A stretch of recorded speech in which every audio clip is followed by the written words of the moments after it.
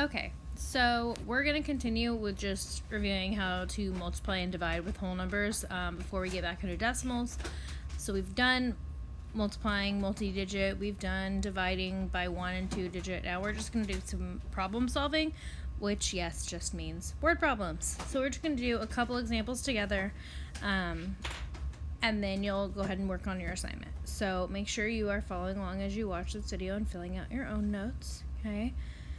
Alright, so Mrs. Roberts is a principal. She purchased 75 new math textbooks for her school. The textbooks cost her $112 each. How much did Mrs. Roberts pay altogether for the textbook? So, these problem-solving notes are good for kind of organizing your information in story problems, and it's a good tool to use even when we get into, like, way more complicated word problems later in math. So, what are the numbers?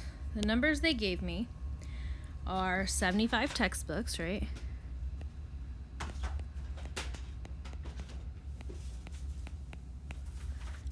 And that they cost $112 each. Okay, so this each word is really important. That tells me that my operation is multiplication. I want to multiply, and I know that because each textbook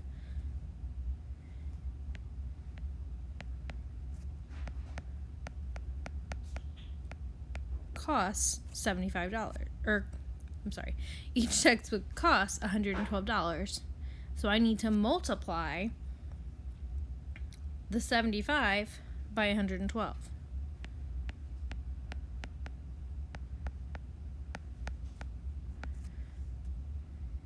We're trying to figure out, the question part is always what we're trying to figure out, what we need to know. It's how much did she pay altogether?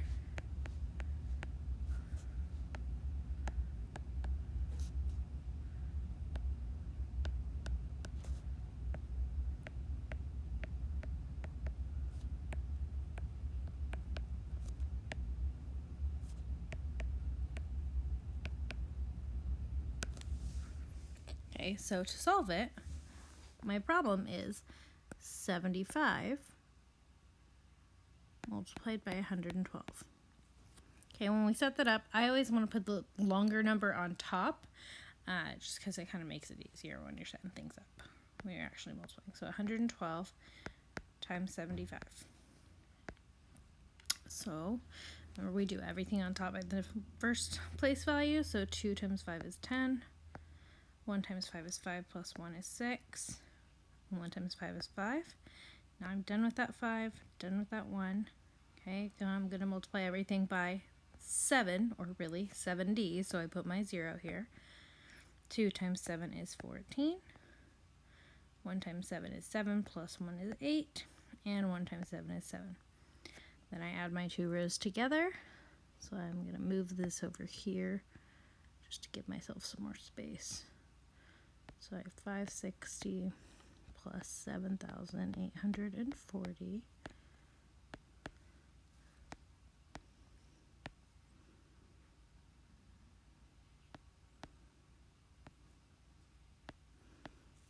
$8,400. So my answer is that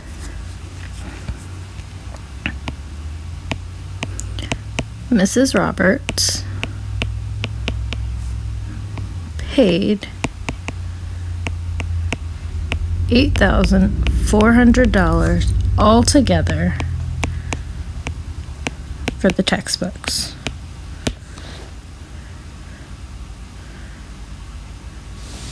Okay, because each book cost $112. She bought 75 books, so I multiply 75 by that 112. Okay. So what we're going to do here is we're going to read this problem, underline the numbers, which, think of it this way. The numbers are what tell me what I already know, right? And then we're going to circle the operation and look for some keywords. And then we're going to think about what we know, which is going to be those numbers.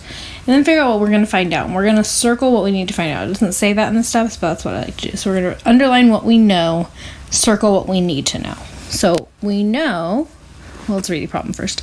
Hunter ran for 128 minutes at a pace of 8 minutes per mile.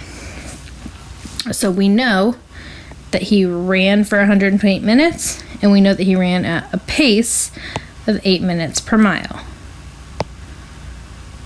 Okay, we need to know how many miles did he run, right?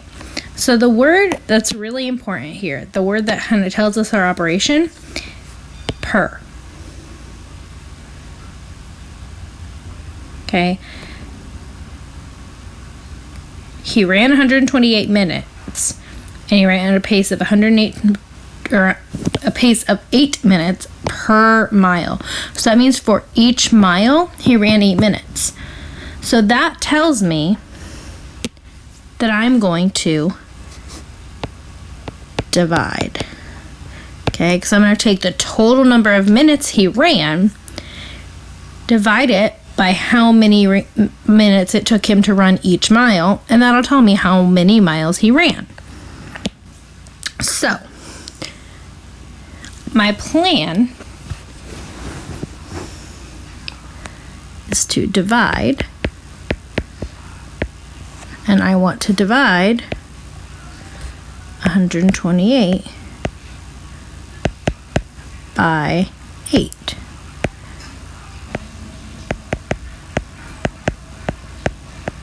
And that's the minutes ran divided by the minutes per mile.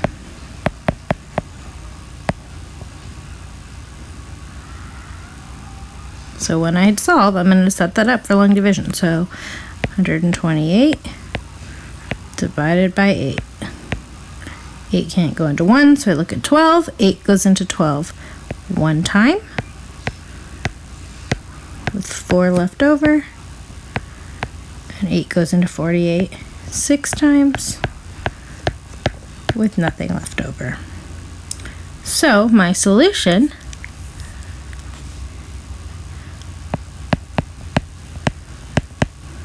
Hunter ran total of 16 miles.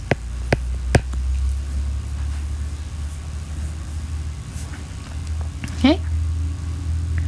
So on your assignment, try and use these strategies. Underline what you know, circle what you need to know. Figure out what operation you're doing, and then do it to solve your equation.